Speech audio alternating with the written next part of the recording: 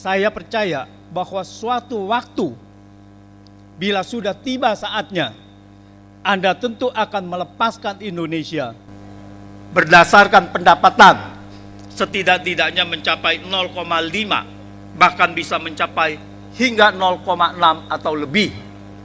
Artinya sangat buruk sekali.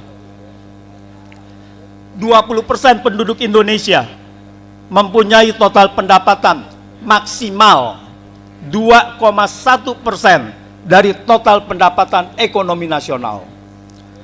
Sekitar 60% penduduk Indonesia mempunyai total pendapatan maksimal 11,8% dari total pendapatan ekonomi Indonesia, ekonomi nasional. Data ini menunjukkan kondisi kesenjangan sosial di Indonesia sangat memprihatinkan. Banyak yang bertanya-tanya, kenapa kondisi sosial yang sangat tidak adil dan memprihatinkan ini tidak memicu revolusi sosial? Apakah karena kaum intelektual dan cendekiawan turut menikmati kondisi sosial yang tidak adil ini, sehingga mereka terbungkam? Beda dengan kondisi di masa penjajahan. Kaum cendekiawan dan bangsawan turut melawan. Korupsi di Indonesia sudah mencapai tahap tidak normal, merusak bangsa dan memiskinkan rakyat. Indeks persepsi korupsi anjlok dari skor 40 pada tahun 2019 menjadi 34 pada tahun 2022. Data ini menunjukkan bahwa korupsi sudah merajalela, khususnya di masa pandemi. Jumlah uang yang dikorupsi juga semakin besar dan tidak masuk akal. Bukan lagi ratusan juta atau miliaran, tapi sudah triliunan. Belanja negara sudah lebih dari 3.000 triliun rupiah. Setiap kebocoran 1% setara dengan 30 triliun rupiah. Setiap kebocoran 10% setara dengan 300 triliun rupiah. Korupsi dilakukan secara sistematis dan kolektif, terjadi di berbagai tempat, baik di kementerian, lembaga, atau BUMN, dan juga di daerah. Korupsi tidak lagi hanya saja dilakukan oleh pimpinan proyek atau pegawai rendahan, tetapi kolektif dari bawah sampai atas, sampai ke pejabat tinggi negara. Seperti yang terjadi juga di Kementerian Keuangan atau di Kementerian Kominfo. Korupsi melibatkan banyak pihak, melibatkan perusahaan, dan pejabat negara dengan jumlah sangat besar. Kejaksaan Agung tidak menafikan aliran dana korupsi bisa mengalir sampai partai politik. Yang jelas, Kejaksaan Agung sudah menetapkan 3 perusahaan sebagai tersangka korporasi dalam kasus korupsi minyak goreng pada 15 Juni yang lalu. Mereka adalah perusahaan raksasa sawit, Wilmar Group, Permata Hijau Group, dan Musim Mas Group. Kasus korupsi minyak goreng menyebabkan harga minyak melonjak, membuat antrian panjang karena barang langka dan perlu penjatahan, yang menyebabkan 2 orang meninggal dunia.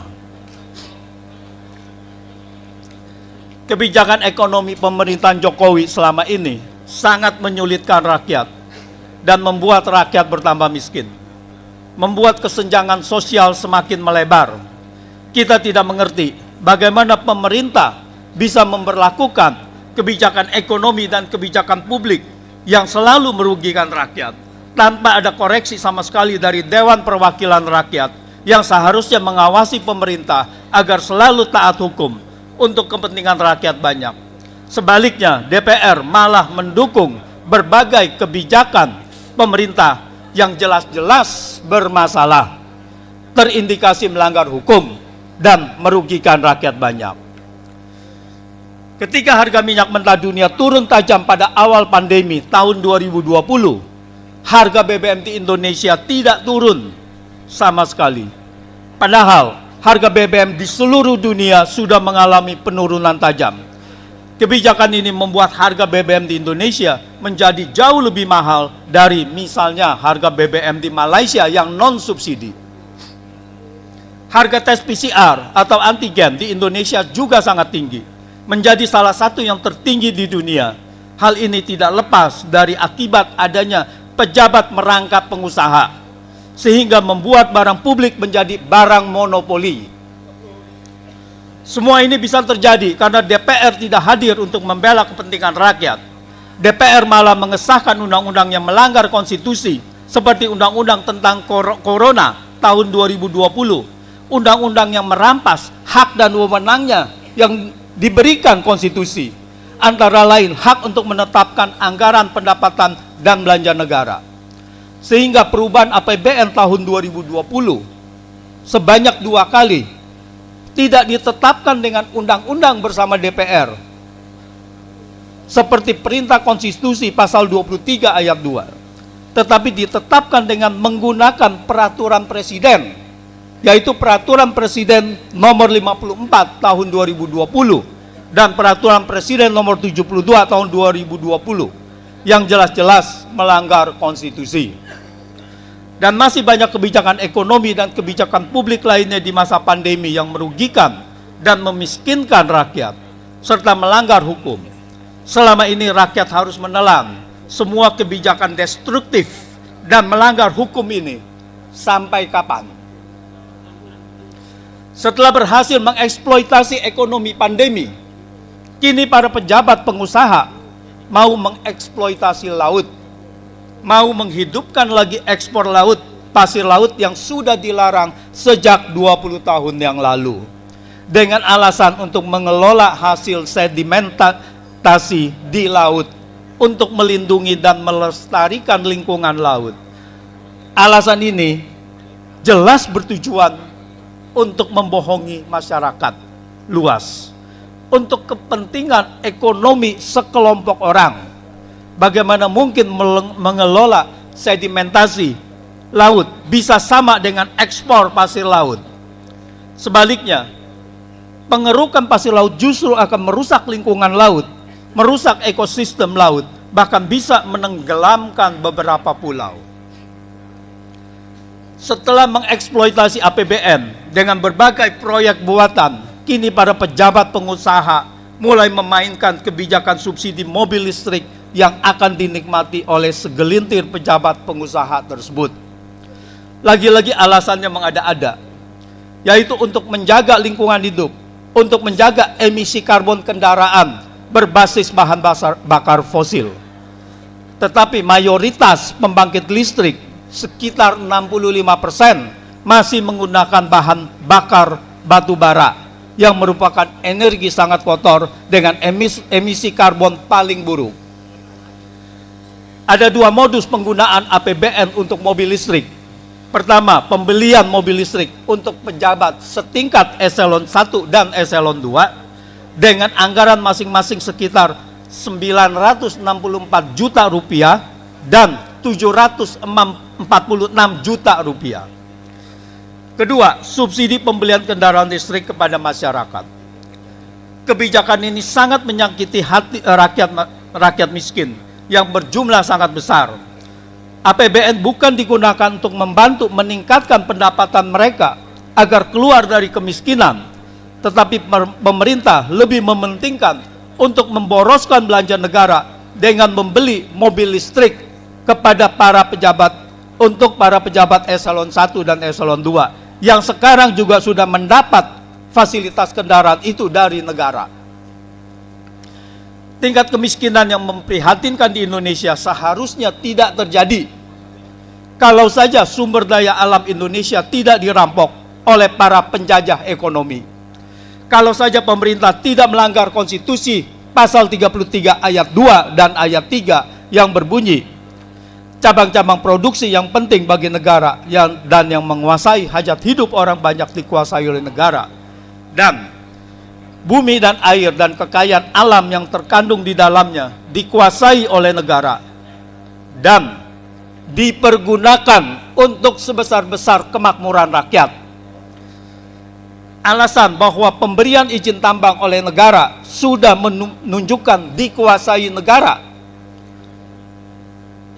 tetapi sebenarnya belum memenuhi pasal 33 ayat 3 ini.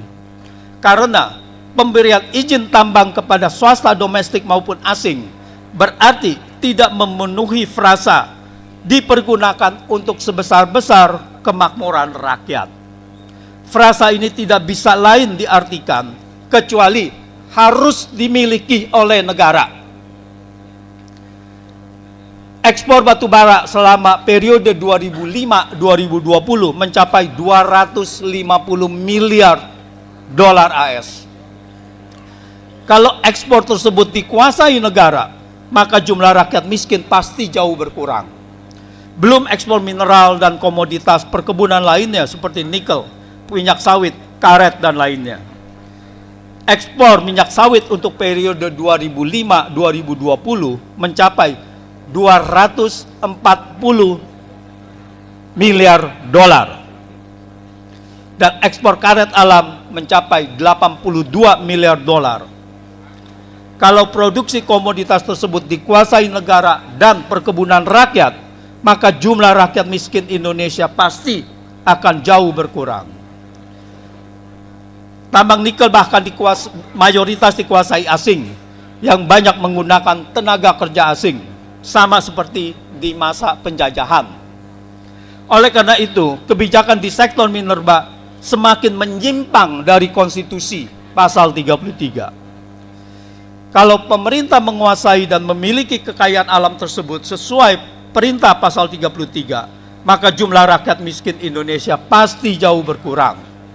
Karena pemerintah bisa menjalankan perintah konstitusi pasal 34, yaitu pemerintah dapat memelihara fakir miskin dan anak-anak terlantar.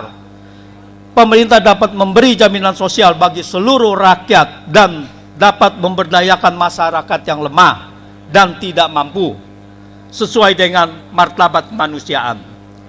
Pemerintah dapat menyediakan fasilitas pelayanan kesehatan dan fasilitas pelayanan umum yang layak.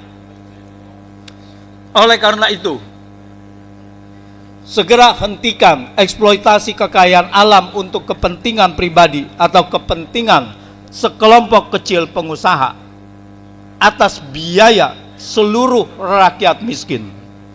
Karena kekayaan alam merupakan milik seluruh rakyat Indonesia, khususnya milik rakyat daerah tersebut. Pemerintah tidak ada hak untuk menyerahkan pengelolaan kekayaan alam tersebut kepada segelintir orang. Hal ini sudah diatur secara jelas di Konstitusi pasal 33. Seperti pernyataan Otto Iskandar-Dinata hampir 100 tahun yang lalu. Mundur, sukarela atau dipaksa. Atau mundur, sukarela atau dengan kekerasan.